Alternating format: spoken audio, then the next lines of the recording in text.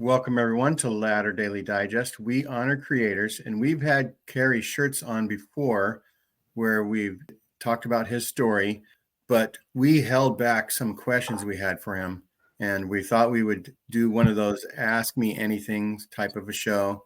Debbie Donovan, super fan, is here with me to drill Kerry shirts down to his core today, and we're going to ask some questions. And don't mind me. I'll get my rock. Hold on. It'll keep it up. Yes. There we go. So we're going to do our best to find out things that maybe people don't know about Kerry, and we'll see what happens. Welcome to the show, Kerry. Thank you. It's very good to be back. It is so good to meet you, Debbie. I can't hardly stand it. I know I've had her in my audience on my lives now for a couple of years, and she's always got those points of view that everyone else in the audience kind of pays attention to. So, oh, hey, let's talk about that now. And so what she does, bless her heart, and I'm so grateful for her for doing this, is while I'm up there boring people with the subject, she is distracting them in the audience, and they're having a whooping good time. And so they love to keep coming back. That's right. Good. Debbie is a faithful contributor to the chat. Oh, she's awesome. So it's very nice to meet you, Debbie. And it's always good to see you again, too, Gene. This is a lot of fun. I've got to adjust. So I'm the ultimate fangirl. I am the fangirl of Backyard Professor. I am honored. I am not worthy. I will try to always give you good quality content in that case. That's right. And thanks, Debbie, for coming on the show. I'm sure it was an easy ask to bring on Kerry. And I'm going to have Debbie come on for other shows as well, because for some reason, people just don't want just only me to interview them. They usually want me and someone that we'll say is slightly better looking than me and more interesting.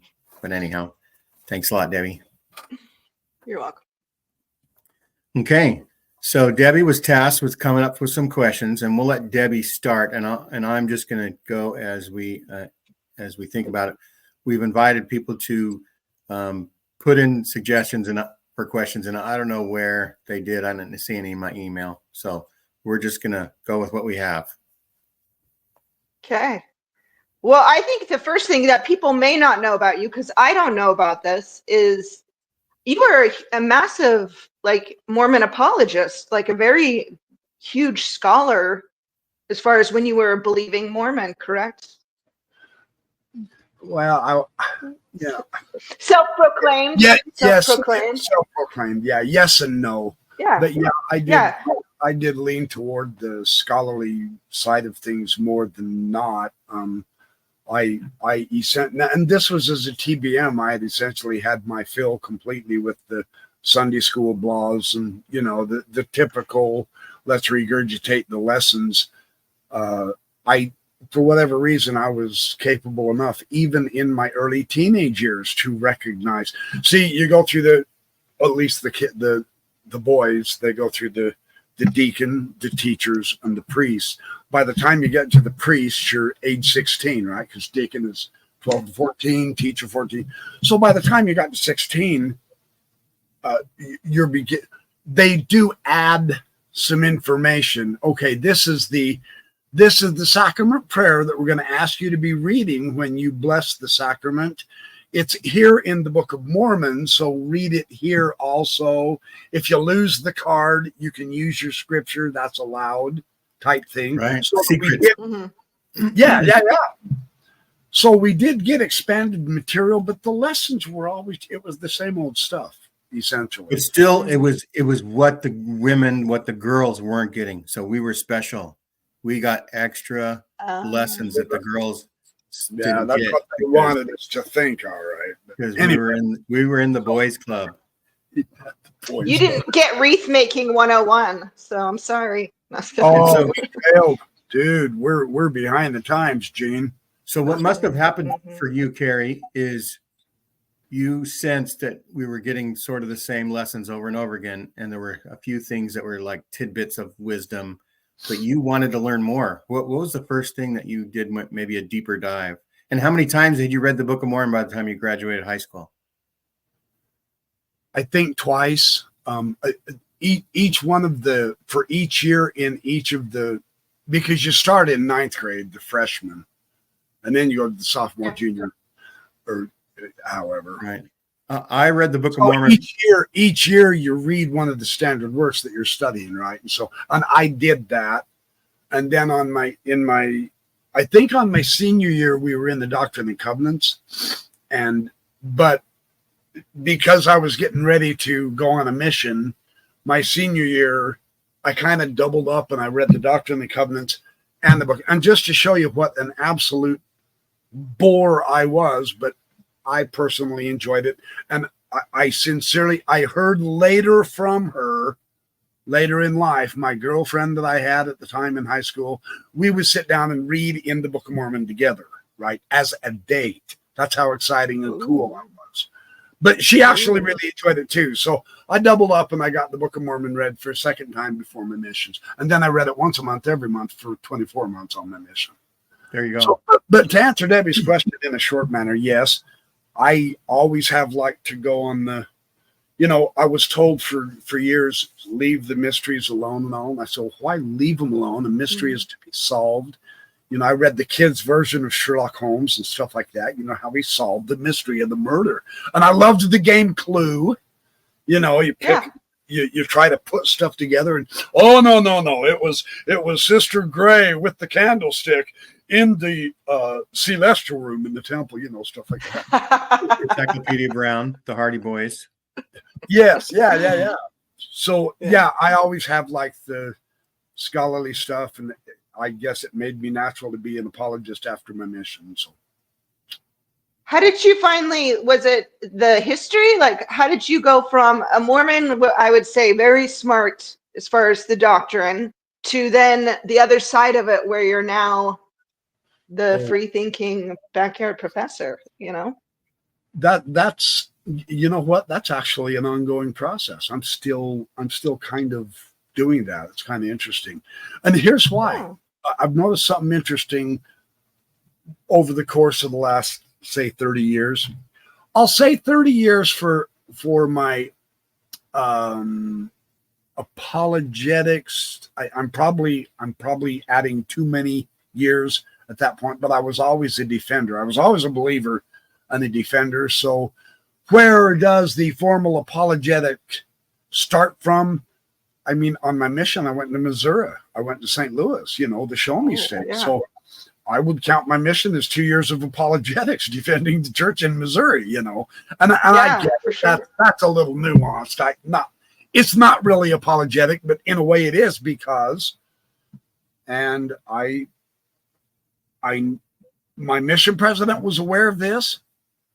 He disagreed with me on this, but he actually allowed me to do it if I so chose, because I demonstrated to him it was all good. I had companions who I read out. What I'm getting to is I read outside of the missionary recommended reading list, because that wasn't enough. Okay. I told my mission president, I've already read these books 8 times. I almost memorized LeGrand Richards' Marvelous Work and Wonder, because I had a pocket edition and I could put it in the inside of my pocket of my jacket. And I read it while I was tracking. I mean, my 4 companions, I didn't talk to them. I read LeGrand Richards, right? I was a bore, but I got the stuff read. So I was allowed.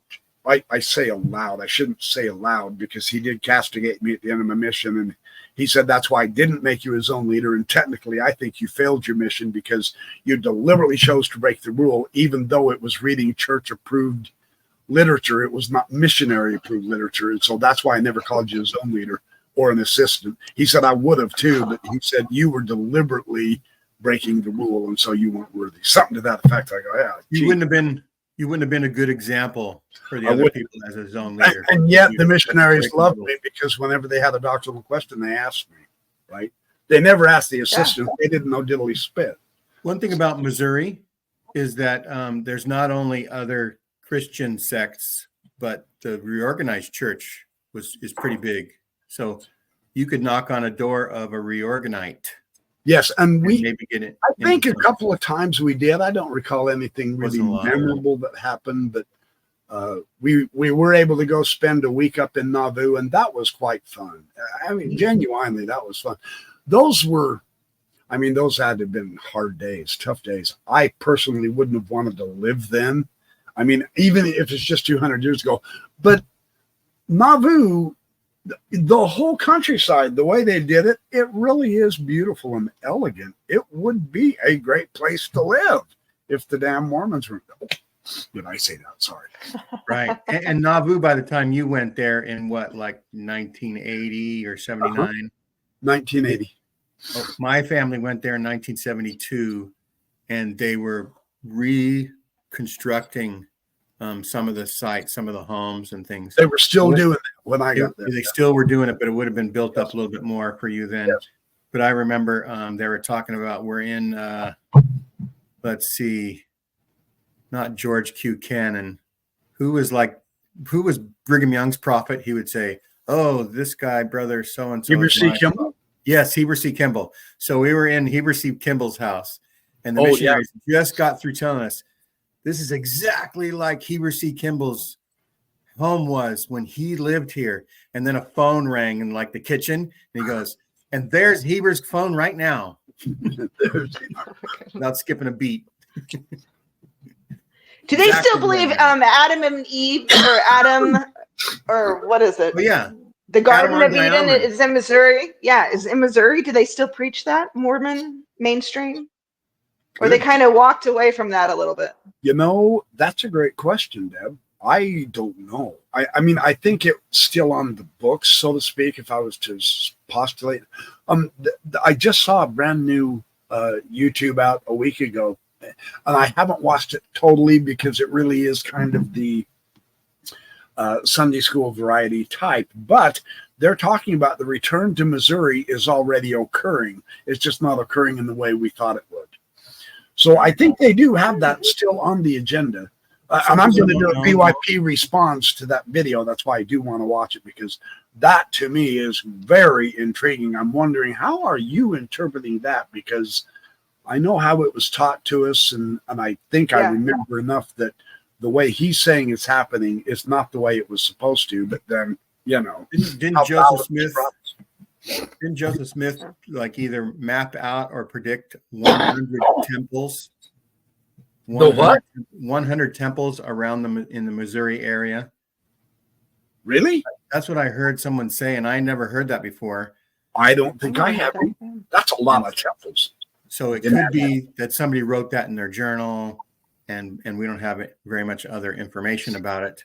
But anyway, and the other thing about Missouri is Adam-on-Diamond, right? So you never went to Adam-on-Diamond. You didn't look up on the map and see how that was actually out of our area. The way they had put the borders of the mission, and I was a good enough missionary. I broke the rules intellectually to use my brain better and read unapproved missionary literature, but I never did deliberately travel out of the boundaries of the mission. But the funny thing is, speaking, I only had a car when I was a district leader for 3 weeks, and then it was back to bicycles. So I really wasn't one of those that had a vehicle that I could go driving around. But even one thing I never thought of until I saw the Book of Mormon musical is that if Adam-on-Diamond was there, that was where civilization spawned, right? Yeah. And somewhere, someone needs to call Africa. Yeah, somewhere near there, Noah would have built the ark. Right? That would have been down in Arkansas. Yeah, that's why Arkansas has name. You know, there you go. And so the ark would have left from America and then gone to the Middle East. In just 40 days, mind you. Mount Ararat, right? 40 days and 40 nights. When I 40 days and 40 nights. So for 55 years, I had just thought that was kind of a miracle that the ark was built somewhere in the Middle East, because, you know, Bible, right? Mm-hmm. And Mesopotamia, that's where the cradle of civilization, right?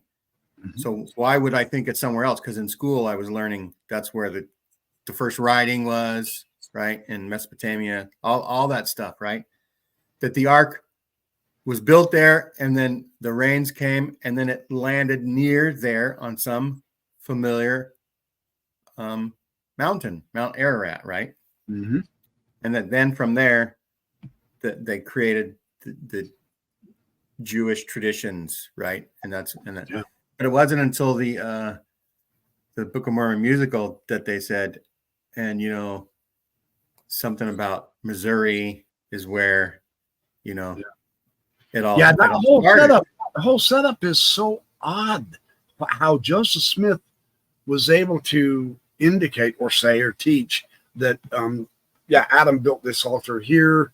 The reason we want this Jackson County, Missouri, to be the place of Zion is because this is where Adam and Eve lived. This was the Garden of Eden and all that. And when you really begin to start taking that into account, and Debbie, this is one of the reasons, this is one of the items, one of the themes that make me more curious about the history, the scholarly end of stuff, instead of saying, how can I improve my faith? Who cares? I want to find out where the hell Adam was, so to speak. You know what I mean? I like to engage in the mystery of history. We have a puzzle here to solve in the scriptures, and so that's what I naturally gravitate to. And this is an absolutely beautiful reason and example why I love that kind of thinking, and pretty much still do, is because sometimes it's a great challenge, and other times it's a great bit of utter ridiculousness, and you have to sift and find out which it is. You don't have to sift; you just have to dig more than an inch deep. Just 200. Well, this is maybe a follow-up question to that is, so, I really think Joseph was like very much a mystic as far as his belief system, Yeah. and fantastical, very probably charismatic. I say he's probably the original Elvis. I mean, he probably walked in a room and just had this kind of magnetism. Mm-hmm. And, I think the church kind of has hidden some of those, like his swagger, with the rock and the hat and just his treasure digging. They've kind of like put that down. For at least when I was growing up, that wasn't discussed. And now they've kind of come out with those Joseph Smith papers and admitted some of his, maybe his off-site abilities. And now that they're admitting to some of his mysticism, do you think the church can sustain their core believers or their belief? Because I think people really did love Joseph and that ability to create, like, oh, look, this is where Adam and Eve are. This is where Jesus is going to come again. Like, this is the restoration. I think he had that ability to really sell what he was, his belief system and himself. And now that the church has kind of been like, well, no, he wasn't really like that. Now they're kind of saying, well, yeah, he was a little bit like that. Well, Debbie, are they going to lose the core belief, or can they sell it now like he did back in the day? I was just thinking, what I was just thinking? Joseph was sort of like Donald Trump of his day. Donald Trump sells Donald Trump more than anything else, right? He's the best ever at this. He's the smartest person in the world. He has the largest crowds in record. Everything's braggadocio. Everything's bigger than life. And that does attract people, right? It attracts a certain type of people who want to follow.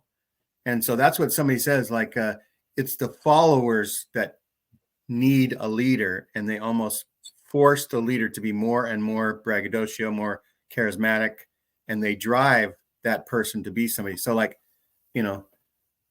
that's but they completely whitewashed Joseph almost. They kind of whitewashed him throughout. Like, it seems like after Brigham Young, he kind of was like, no, we're not like that. We're this. So I don't know, Kerry. What do you think? Like, well, I like how Gene put that too. The followers act, and that's kind of Dan Vogel's theme in his book on charisma, his big book on charisma. is he kind of showed that it's not a matter of Joseph being educated as such. He just had what you're tapping into, Debbie, is an innate intelligence, and it really did get people's attention. I mean, his followers, and whether you like them or not, you're irrelevant. His followers, some of them were extremely intelligent, the Pratt brothers. And I know we really don't like Brigham Young, but nobody but him could have made them survive in that stupid desert in Utah. I mean, the Great Salt Lake Valley, there's hardly any good water there back then, right? And yet he brings the whole bunch of them, and they made it. So there, but I do think, Brigham, I think you're tapping into something good there too, Debbie, because Brigham didn't want to emulate Joseph Smith. Joseph was described as being able to talk until his voice went out. That takes about 4 to 6 hours. But he held his audience's attention. In fact, he was so, and he did say, hey, I like digging up the mysteries. You know, I like giving these guys something new. You know, gosh, if the church would just learn about their own prophet and begin to re-emulate that alone, that could solve their Exodus problem. Like the King Follett speech. Exactly. That's a very good example of him. That's beautiful. He's like, let's open the book up and let's share mysteries. Let's think about the mysteries of God. And he talks about how he says he talks about how the German Bible tells us even more things.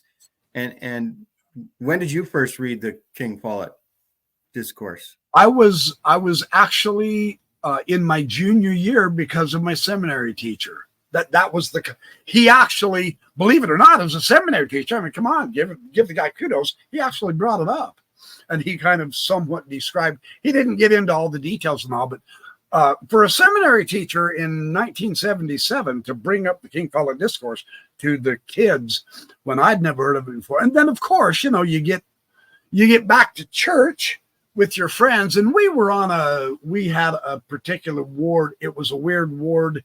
We were on the border between high schools. So part of our ward kids went to the other high school, and part of us went to the one I went to. So we would get together in church, and it was a lot of fun because we were all good friends because of the church. But during school, we were rivals.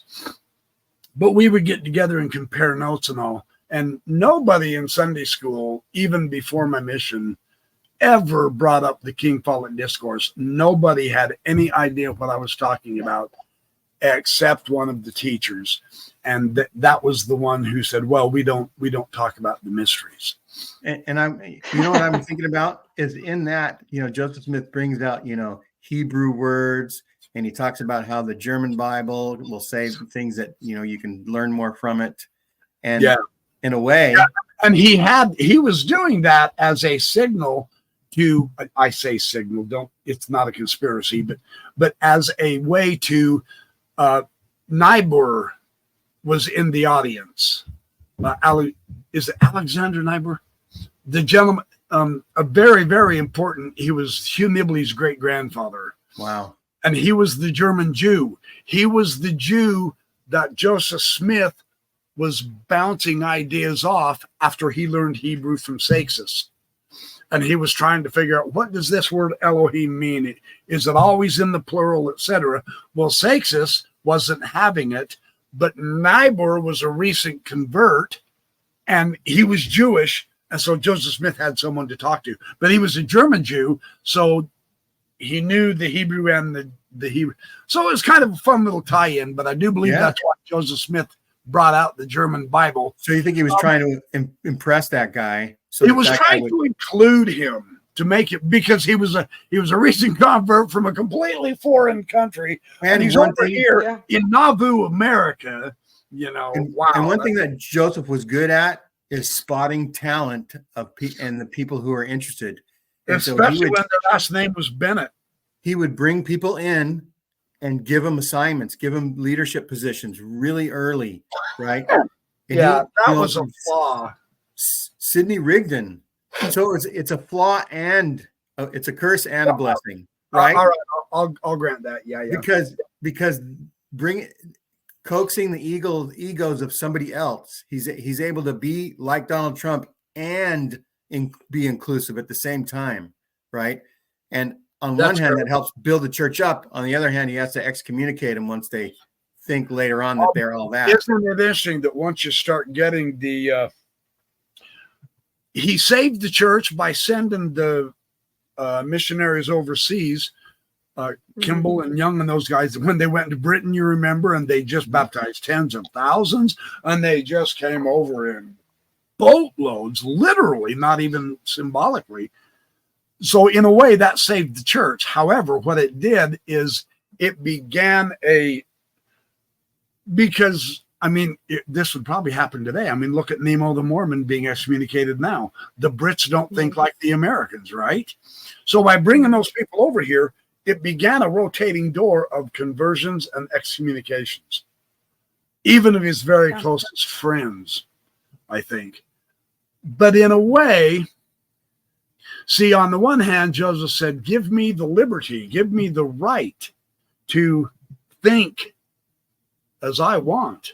And on the thing I would have loved about Joseph Smith if I'd lived back then with him, and I would have absolutely supported him with my entire life, I would have been his bodyguard, is when he said, the old guy, I believe his name was Brown. I wonder, this thought just dawned on me. In the MTC, in the missionary lessons, when we were memorizing Brown, we had a Mr. Brown. I wonder if that was him.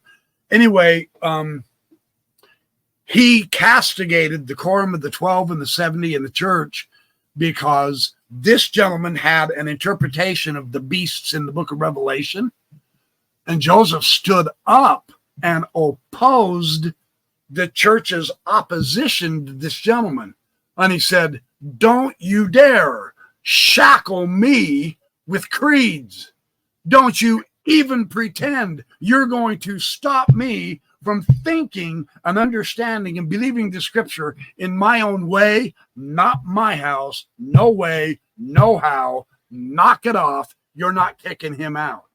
Joseph was enamored. We had Joseph Smith to oppose Dallin Oaks right now, right? Joseph Smith was enamored with the founding of America, right? Oh, absolutely. His nation. Absolutely. Well, I mean, his grandfather fought in the war. And so probably war stories were in this family. Absolutely. And he instilled democratic principles within the church. About liberty, yes. Liberty of thinking and believing what you want. He said there is no way. That's the other thing that's so interesting about Joseph Smith. Like him or hate him, it's all right. It's all good.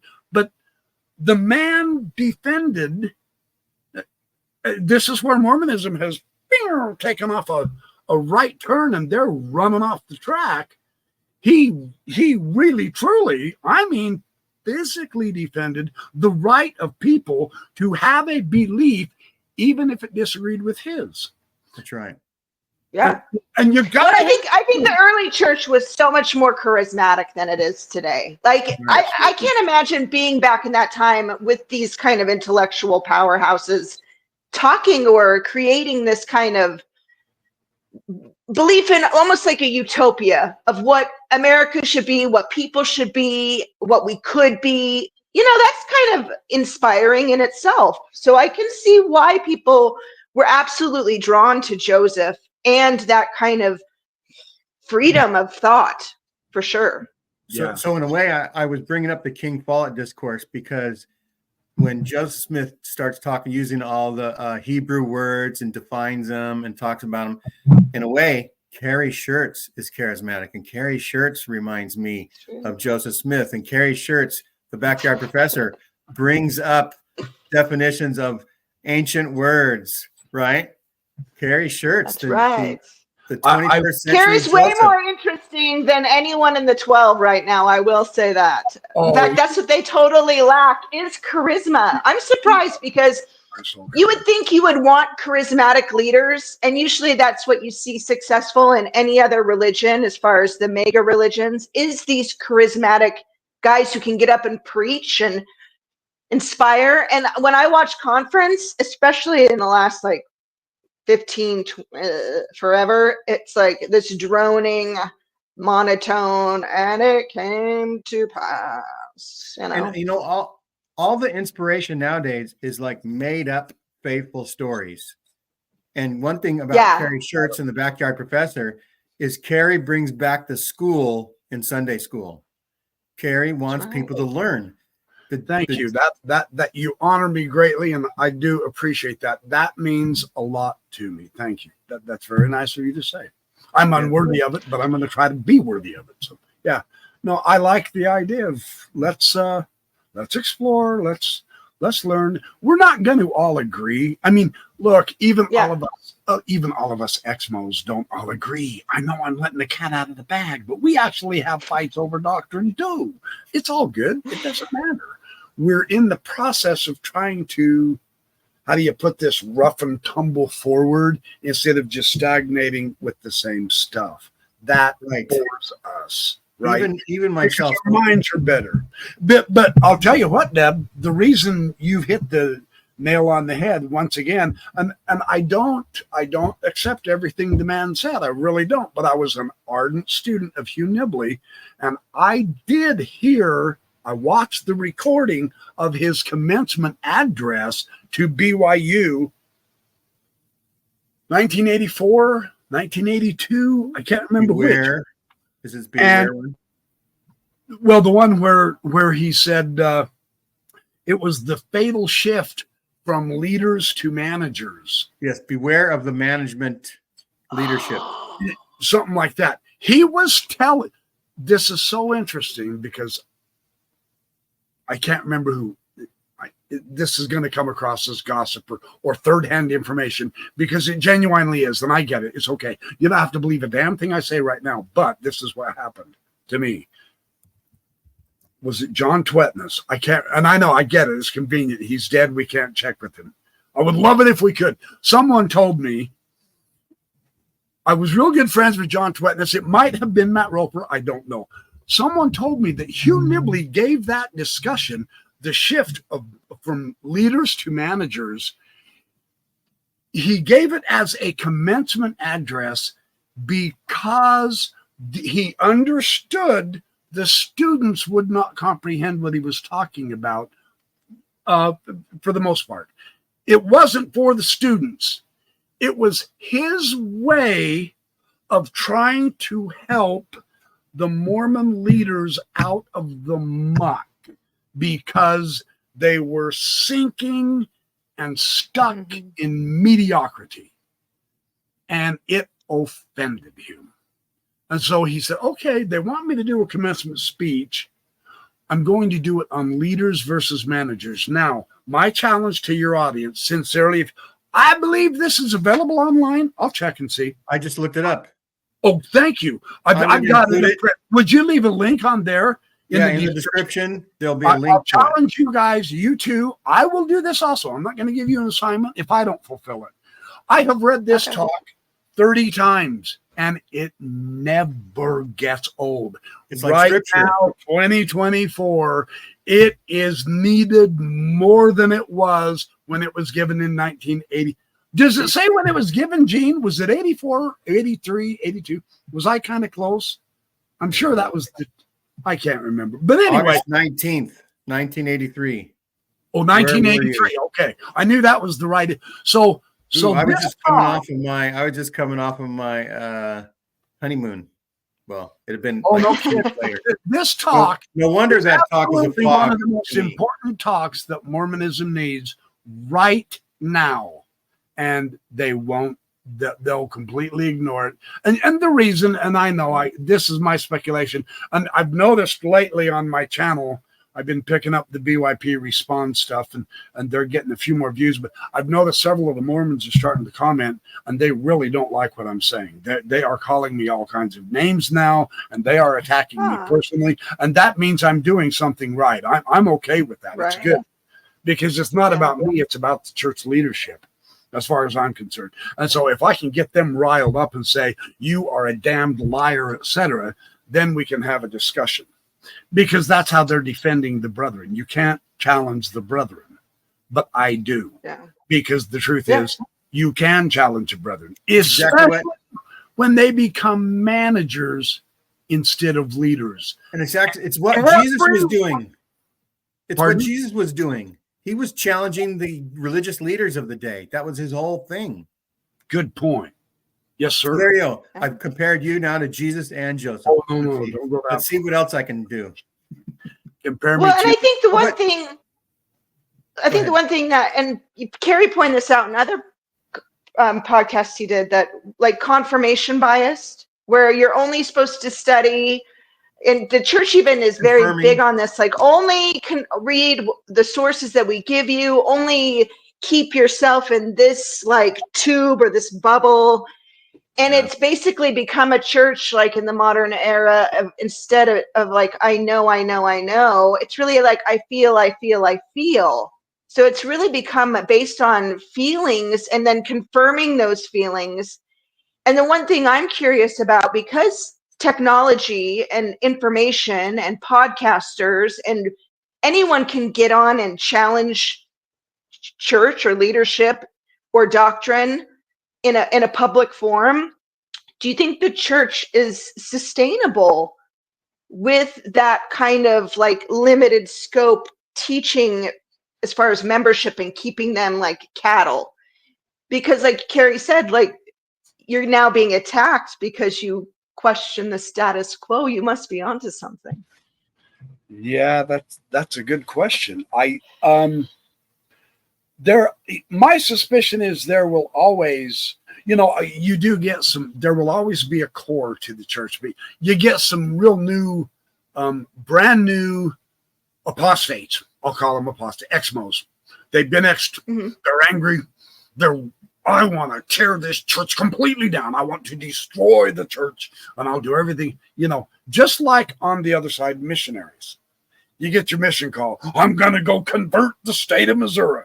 You know what I mean? So you have these extremes, and it comes to the point as we get through all of this, as we read our books, we change the type of books we're reading, we change the type of information we're learning, etc. It is a maturing process, and it's a process. You can't just go from dark to light or from light to dark instantly. There's no shooting out the light bulb. This is a sunset type of a process or a sunrise type of a process. And you get to the point to where you realize that's not even necessary. I don't have to. I get it. There is pain and there is a lot of anger when you feel betrayal, when you feel cheated, I put my life into that and that can't come back. Well, that's a source of good anger, right? Every now and then that one still bubbles up in me. And when it does, it is really, it really hits you. And you go, son of a, I really did lose 30 years of my life. I could have been doing something else. And tens of thousands of dollars. And, hundreds of thousands for the rich, right? Mitt Romney gives $6 million a year in tithing. $6 million a year. So you have throw some. Yeah, multiply that by 13 years, and holy shishka and Bob, that's a lot of dough.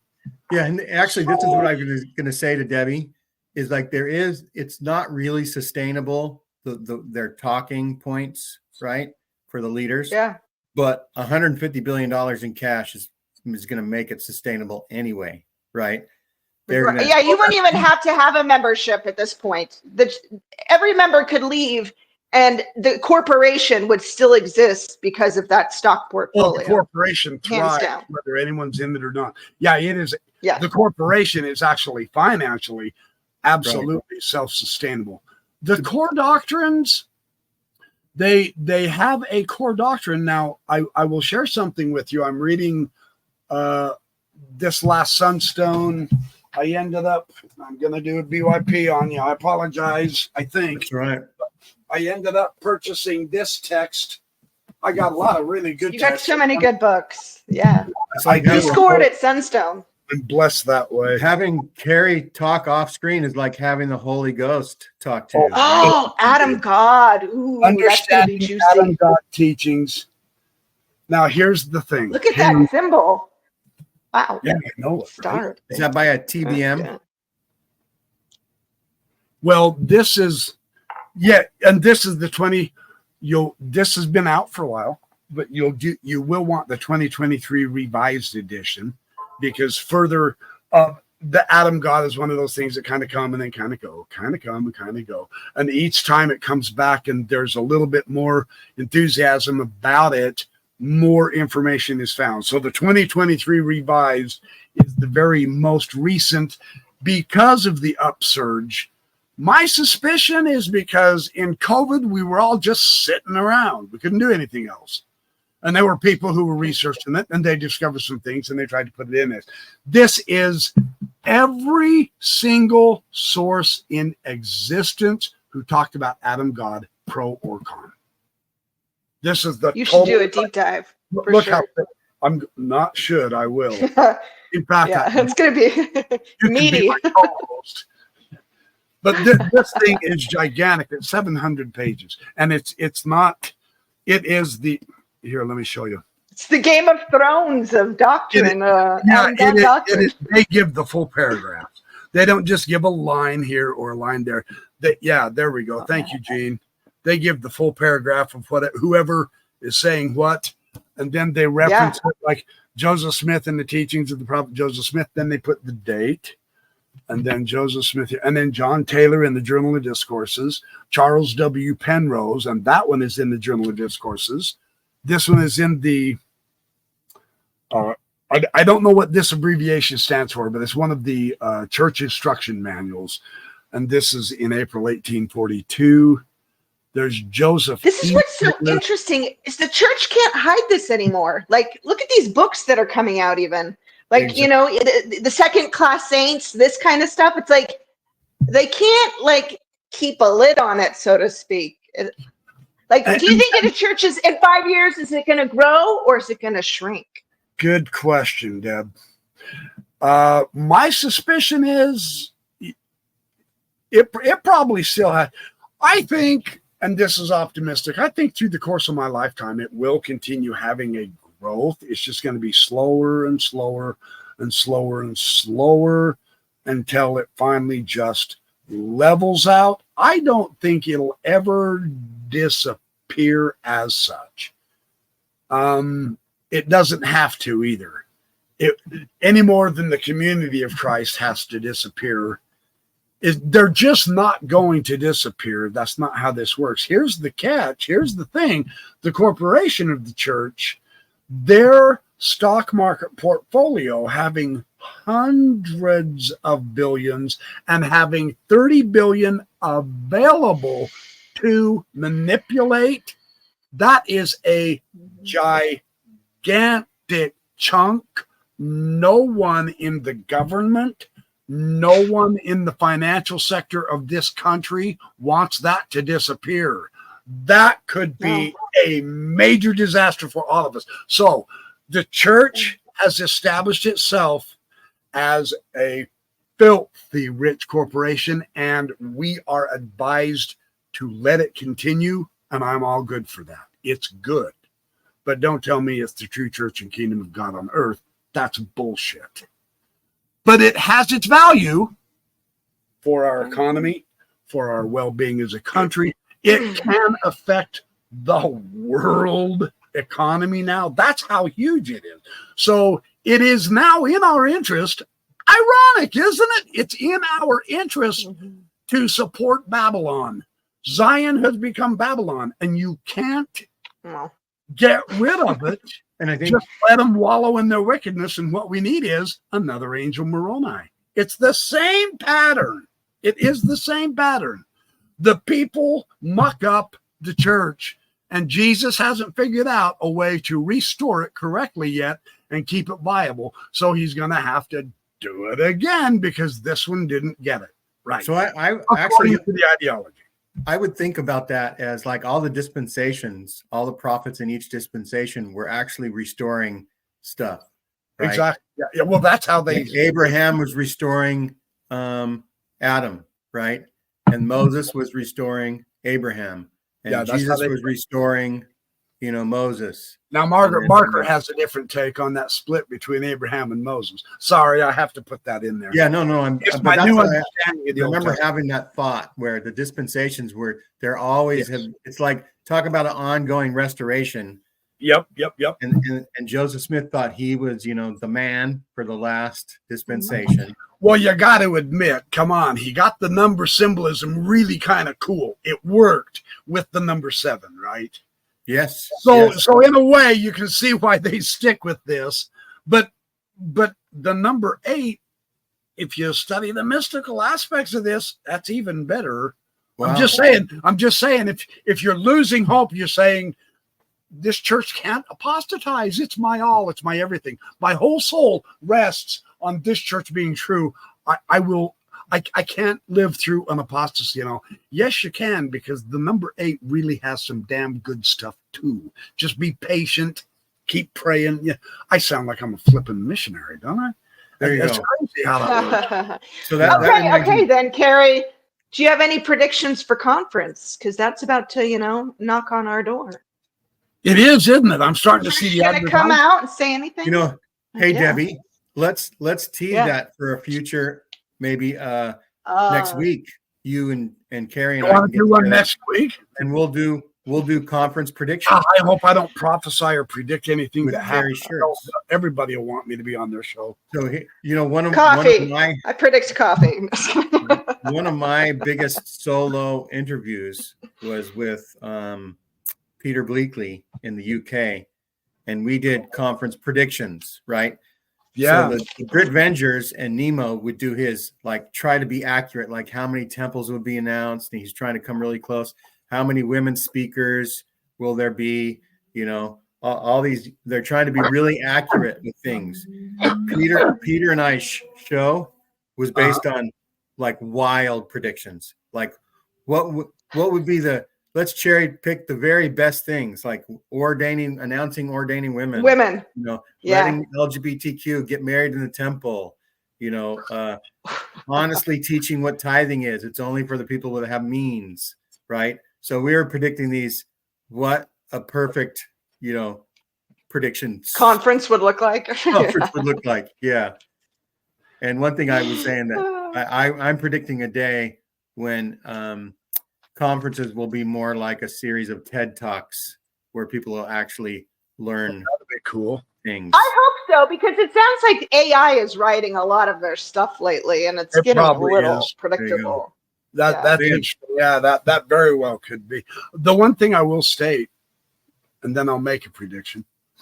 You remember when they announced the second Rexburg temple because of the Daybell fiasco and the Chad and Lori Vallow Daybell fiasco, and now that that's all over with, I'm not kidding. They are hopping on that temple. It is being built. They did not put that off. One of the criticisms we've seen is, here we go. Conference is coming up. We're going to have another 13 temples prophesied to show up, and they aren't even going to look at them for 80 years, right?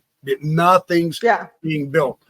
The second Rexburg temple is underway. I've seen it because I have work in Rexburg. I believe it. Yeah. So they will end up with 2 temples. And of course, the reason the church is calling for the second temple probably isn't actually for the students. It's a great public explanation, however, but it is because the cult underground of the cult is huge in Rexburg, and the brethren know it. They have lost control of that city. Yeah, they have gone they are doomsday. Rexnats. Yeah, they're like that. What that visions of glory stuff is. Woof woof. Right. Mm-hmm. There could be a similar. I have a cousin who's on that side. The Chad Daybell Lori Vallow trial did absolutely nothing to minimize the enthusiasm of that underground cult. And there's an Arizona connection. They are bad. They are spreading talk about secret combinations of the secret combinations. We've got them They're worse square. than the fundamentalists. Oh, Yeah. man, they're horrifying. So so that second temple is being built. So that one's being fulfilled. So my prediction for conference, and I know I'll bore you to death and probably make you laugh because it's so obvious, but he will predict more temples, but I predict it'll be less than usual. Instead of the usual 33 or 34, but they're going to be in weird places. But here's when they pull off Dubai, I'll give them credit. I don't see that. You have the Dubai temple with a 4,000 foot steeple. That would be an astonishing. In a Muslim country, where Muslims who convert are killed. How does that work? I was going to say the way they could build that is let Muslims go through it. No, it'll money. Good luck.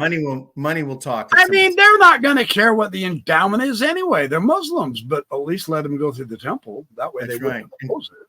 Kerry, all these temples being built makes me wonder if Field of Dreams was President Nelson's all-time favorite movie. How so? If you build it, they'll come. If you build it, they will come. And I think so. And he actually was, maybe, I don't know when he was Sunday school president or whatever he was in leadership before he became an apostle. But there was kind of, if you build it, they will come in the 50s and 60s, where they try to build more ward buildings, anticipating growth. And it caused the church to have financial strain and pressure. Almost bankrupt them. Yeah. Almost bankrupt. And Elder Tanner was brought in from Canada to help strengthen and fortify the way they do banking and building and stuff. I remember hearing somebody say, as soon as he came in, he ordered the halt of construction of some of the major projects. I remember when there was a major sell-off of all the old ward buildings too, here in my area and things, and just a restructuring of things. But the church did grow. Yeah, it did during the 60s and 70s and 80s. It sure did. And so I think Nelson saw that. He lived through it as a Sunday school president. Oh, I see where you're going with this. Yeah, so he's doing the same thing with temples. So he's trying to do the same thing with temples. Oh, okay, interesting. Right. Well, he also has to justify. Here's what I will predict in a long-term prediction. Nelson is going to make it exquisitely hard on his successors down the road.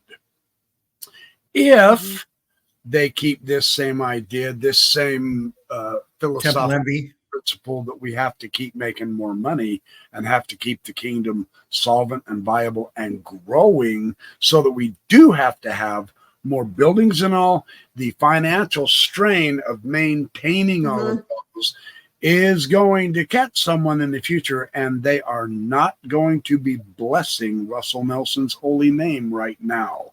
The future. I agree. Yeah. And because that's an expensive real estate portfolio to maintain globally. That's massive. So it doesn't matter if you have hundreds of billions of dollars. You see every celebrity go bankrupt because of that, because they have an overexpending lifestyle where the money's coming in and then it's not coming in. That's when it dries up.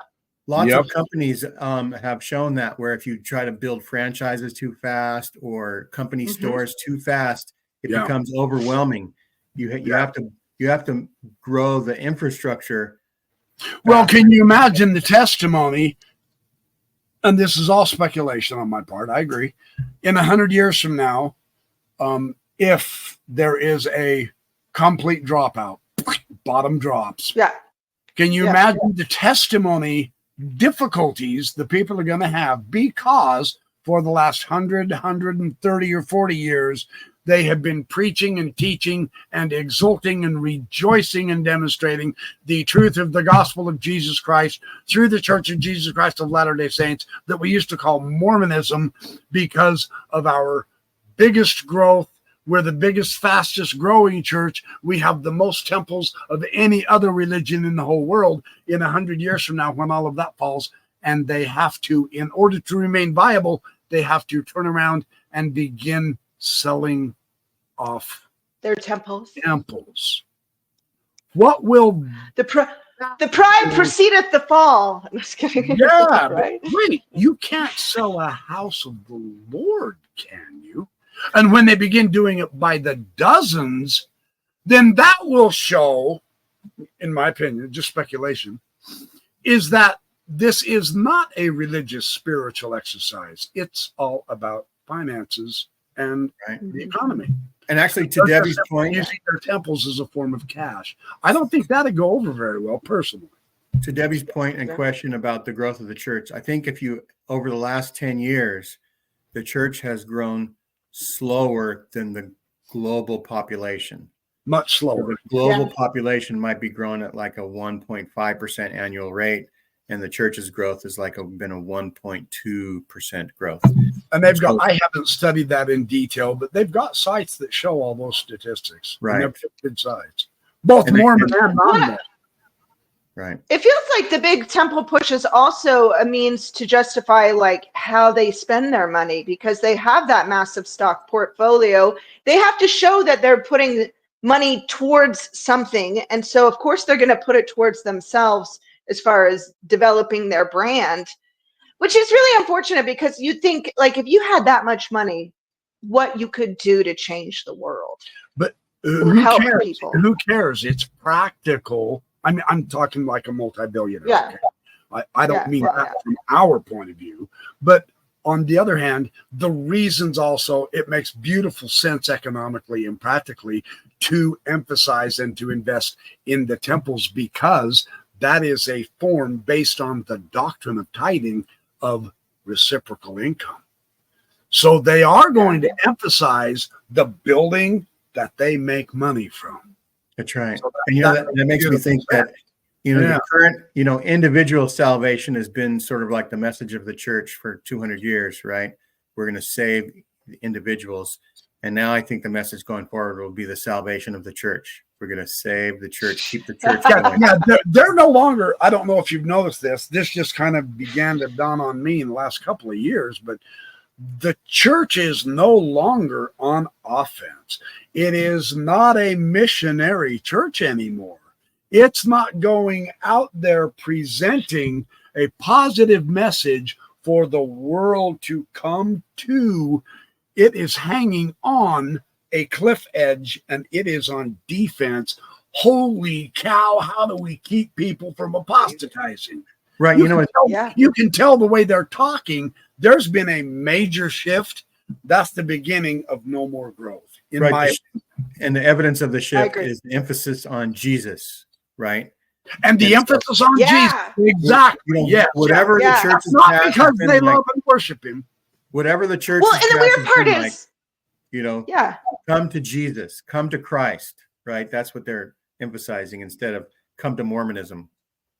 I think when we were growing up in the church, it was kind of like, we're the quirky ones. We're this weird group, and because we have the truth. And now they're like, no, we're just like you. We're just like everyone else. Like instead of Moroni on a temple, I was shocked to see that. That actually made me kind of sad when I saw the new Orem temple without.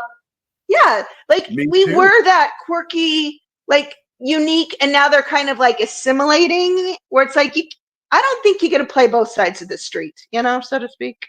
You got to pick a team. Either leaders or managers, and this is the shift to management.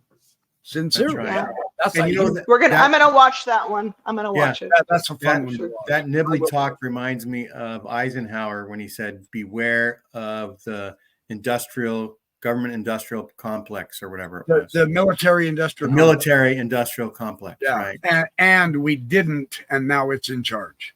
Right. Yeah. The president. So who do you think is the most? Oh, go ahead. Go ahead. Who do I get? Well, I was going to say, who do you think is the most problematic once Rusty goes, as far as that quorum, the 15, the 12? Who do you think is going to be really a problem for the church? Because I don't think there's like some bad eggs in there, as far as I'm concerned, as far as their Yeah. I mean, yeah, everybody wants me to say Dallin Oaks. I get that. Yeah. However, have you noticed that whoever, take Ezra Hep Benson, for instance, and even Harold B. Lee, who was an absolute hardliner, but once they get to be the prophet, it just seems to me like something happens and they're not even taking up the same, they're not even advocating for the same causes that they did as apostles. It's like they come to Jesus. Yeah, they get kind of defanged. That's a great way to put it. Thank you. That's the word I'm looking for. So as far as controversial apostles and all, I don't know if it'll ever be a prophet that would bring it down. Who's controversial in the Quorum of the 12 right now? Well, Oaks has to be one of them because of his recent leak on the excommunications. That doesn't go over well with a lot of people. Jeffrey Holland, he's not going to survive long enough. He's not healthy enough, no. I don't think. And I hope he's okay, but I don't think he'll last long enough because he just hasn't taken care of himself. He's enjoying living high on the hog. I mean, when you see earlier pictures, and I have no room to talk, I'm overweight too, but he is really overweight. He overdid it. Bless his heart. He's got to figure something out quick. He's damaging his body beyond repair. Even the priesthood can't do it. Whoops. There's not enough consecrated oil to save that guy. Consecrated oil. Who is the controversial one? Uchtdorf is never going to be put in leadership anymore. They will keep him down simply because he really does care about people, and that's not what this church now is about. It is not about love. He was so popular. The Mormons hate it when I say stuff like that, and I apologize in advance. I promise. I'm not trying to offend any of you, but just watch what they're all saying and doing. Someone pointed this out. I can't remember if it was Eugene or one of the websites just within the last month, I believe, pointed out the legalistic thinking that has gone.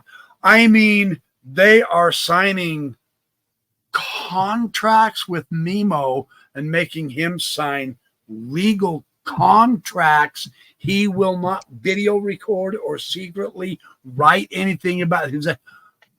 Guys, when I was a teen, none of that horse shit manure pucky dung happened. Get your ass in here. You're on trial. However, bring people who know you, and we want to help you. But okay, you slipped, you've made a mistake and all. We can solve this. Let's make sure we understand the nature of your problem, etc. But, my youth in today is really, really a different church entirely. But it has all gone pharisaical, legalistic. Yeah, that couldn't have been my channel because we try not to learn anything on my channel. We don't. That's right. Yeah, we just point people where they can go to learn things. So if you can send me the link to that show, I'll provide it in the bottom so that people can go somewhere else to learn something. Watching them put Nemo through that process is almost like watching someone kick a puppy. Like, I think for PR reasons alone, because he is so good at he's not like a super anti-Mormon. He's just like wants truth, and I feel like and he's such a young guy and also being a foreigner. Like, I think that like they could have just like let him lie and kind of had his like little world and realm like they do the Daybell kind of weirdos. Like, why aren't you excommunicating that whole underground group, but you're going to go after Nemo, who just is like wants to help the church be better? Yeah. Maybe that's part of the answer. My impression of Nemo is he is one of the absolute best YouTubers at allowing the brethren themselves to show what utter hypocrites they actually are by using their own words and video clips of them. And then he shows the juxtaposition by proving contraries. Truth is made manifest. Nemo is proving Joseph Smith's prophecy. The problem is he's doing it with church apostles and prophets. I think that's why he's getting next. So here would be an interesting meme. Would be like the word truth across the screen, right? Okay. With Nemo attached to the T, like Jesus attached to the cross. He's being crucified by truth. Yeah. Oh my gosh. It's like the scene from the Monty Python. Yeah. Always look The Life of on the Brian. bright side of life. Yeah. Oh, the Life bright side. There's brings Nemo up there singing. when you think of it. Oh boy. So anyway, Yeah, so We've Kerry, got you that have now. I had actually liked that show. hey, but no, you have AI art experience. Maybe you can type in some, I might have to figure something out. That might be kind of Nemo fun. I just want to see a bunch of people protest Nemo's excommunication at conference with like the Finding Nemo foam hats, just like walking around the Bunch of fish conference heads. center Oh, that might be outside. fun. Yes. Yeah. I think that would be beautiful, because the fish is, the sign of Christ. That's right. So. At least until we get into the age of Aquarius. That's right. We're going to have a Pisces. water bearer coming. So Yeah. anyway, all right. Finally, Kerry, thanks right. for coming on. Time, dang it. Yeah, It's all good. we asked you some deep questions. We penetrated. We got more answer than question. So we still have more questions. I bet. Right, We can Debbie? do this another time also. We'll do it another time, and let's actually try to meet on Thursday or Wednesday or something, and do a conference predictions. Work on that a little bit, just gentle, Okay. easy. We'll do a quick one, and it'll just be. We'll try to get it out quick, but it'll be. Debbie, you come up with Is a it going to couple be of real conference predictions or the over the top fantasy ones? somewhere in between. Somewhere in between. Okay. Like, well, I'll probably put in a link to that. Me and Peter Bleakley's wacky, crazy conference predictions, and maybe a link to Nemo's, stayed. We're trying to be accurate predictions. We'll try to do some gentle, maybe like the next 5 years worth of conferences where there actually might be some changes or something like that. So anyway, Eat your Wheaties. we'll put a pin in that. Don't Thanks, forget, Debbie, for joining me. Come Thanks, tonight, Kerry. because tonight I'm going to eviscerate one of my favorite doctrinal apostles, Bruce R. McConkie. Now, I agree. I get it. For me personally, this was heart-wrenching because he was one of my heroes in my teenage years. My junior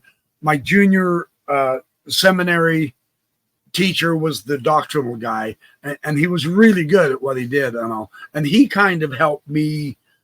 He put McConkie on my radar. And I am one of those weirdos. I really hate to confess this, but I actually did read Mormon doctrine. So far as I recall, I read the whole book on my. I slept with it under the pillow, hoping that the information would absorb. Yeah. I did that with lottery ticket. No, osmosis, I think. All right, everybody, like and subscribe, and everybody, there'll be a link to Kerry Shirt's channel in the bottom. Go to Kerry's channel, and we'll have lots of information. And a link to the Nibley. And a link to the Nibley address. Link to the Nibley address. Yeah. And I will see if I've got time today. I will rewatch that and read that today so that I can talk about it a little bit tonight, because that directly has to do with the early Mormon confusion of the Godhead. Believe it or not, I can think of tie-ins from Hugh Nibley stuff. So anyway, now you're giving me that. Actually, I'm going to give it a shot at running this show this afternoon. I'm going to see if I can get that going so we can help promote your show tonight. We'll see if we can drive 3 new people to your show. That's the goal. I'm going to keep it low. So we're looking for 3 new people in the chat. 3, 2. Wait. 1. It's like the countdown. Yes. All right. Thanks everyone for watching. Thank you. Everybody have a great rest of the year, and we'll see you at conference predictions. Talk to you later. Bye-bye. See you later. Okay.